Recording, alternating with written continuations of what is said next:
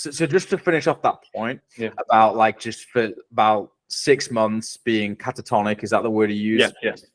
So catatonic in a way where people that know me and have known me for long stretches of time wouldn't believe that's even possible. In fact, even for me to like to reflect back upon that, because one of the irregularities with me and my, let's call him my therapist, this guy called Tom I mentioned, he calls me an enigma because it isn't usual for people like to happen what happened, and then to what happened this year and how my life has been. But like it's just, even for me, the thing that's irregularity is I'm pretty much able to put myself back in all those positions, and like mentally I can get myself, remind myself of, I would say 80% of all of those difficult times. 20% was over medicated to a point where you're just a zombie, right? So there's I can remember things, but like it's sporadic. But like most of the time in hospital, for example, I was pretty compass mentis. I know what went on. I know who was there and what was going on. Similarly with this catatonic state, which is quite rare. Most people kind of just like, your brain just doesn't remember it because it wants to. But for me, I kind of can. So I'm coming off the back of that.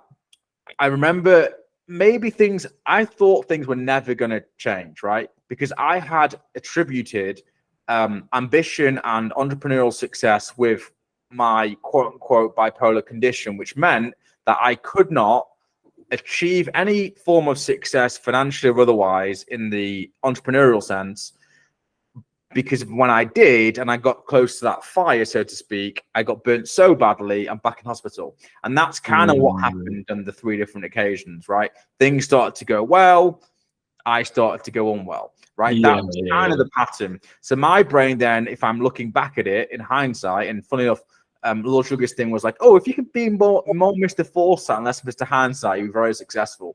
Kind of interesting that he pointed that out, right, on that your fire check. So if I go back to the hindsight of that, it's really, I remember one moment specifically in that period of time. It must have been 10 p.m. I come down, I'm living at my parents' house at this point. I come down to my parents, they're both watching TV. I've gone to bed, remember, come on. And I literally just said, and I don't know, I hadn't been thinking like this, if that makes sense. I don't know where it came from. And my words were just simple this. I just said to them, and I bear in mind I don't really speak at this point. I'm kind of like the guy from Penn and Teller that doesn't speak. That's kind of like Teller, the quiet guy. That's it. And I'm like, I just say, I'm like, I don't want to be here anymore, right? And like, I don't even know how I mentally got to that place, but I did, right? And the fact of the matter, I did. Now, I hadn't like come up with how I was going to do this. I know that I was just basically saying that I am not able to do the things that I want to do. So what's the point? That was basically what that was, right? And my parents are great. They tried everything and every psychiatrist, and it was all wasted on me, because it has to come from you at a certain point in time.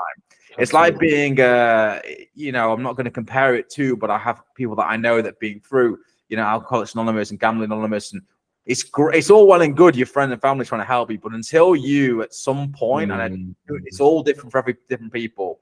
And for me, we go on this holiday, and I can't remember exactly if I was a little bit better. I think I must have been a bit better at that point, just from time.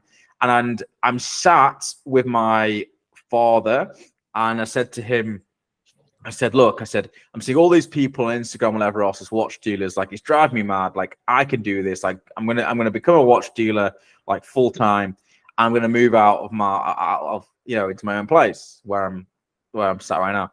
And nice place. Thank you. I like the little French doors with the. Yeah, man. It looks like it's a conservatory. It's a really beautiful wraparound balcony that gets a lot of. I'll have to come for some latte then. I'll have to come for some pumpkin spice latte. You're always welcome, man. And so I remember saying to him, there's 2 things. It was like, I am gonna become a full-time watch dealer, and I am gonna move out. And my 30th birthday was April 14th, so I was like, well, that's when I'm gonna do it by. And the February of that year, so less than 8-9 weeks later, I pretty much started watch dealing professionally, and then I'd got into my own place. And then back to this buddy of mine calling me and say that how proud he is. Like, it's incredible because, you know, I've all the, albeit, yes, my family have a history in watching and stuff and whatever. Pretty much everyone that is a client of mine at this point are new people. Yeah, you know, I've developed a business from scratch. Yeah, albeit I've had, don't get me wrong, like a very, very good, you know, backing from family business, which doesn't hurt. But I could still, if I was honest with you, have done nothing this whole year. I could have just sat around and, you know, but actually no, I've gone on and kicked on and thankfully I found a way. And I was talking to the guy that I mentored before about this. I had this in my mind back to when this catatonic state, I had this then impression that you couldn't possibly be, in other words, mutually exclusive was the fact that you're either content with where you're at or you're ambitious. It's not possible for the two things to coexist. And obviously now I realize it's totally wrong. In actual fact, you have to be content where you are in order to allow yourself to be ambitious to go and do what you need to do.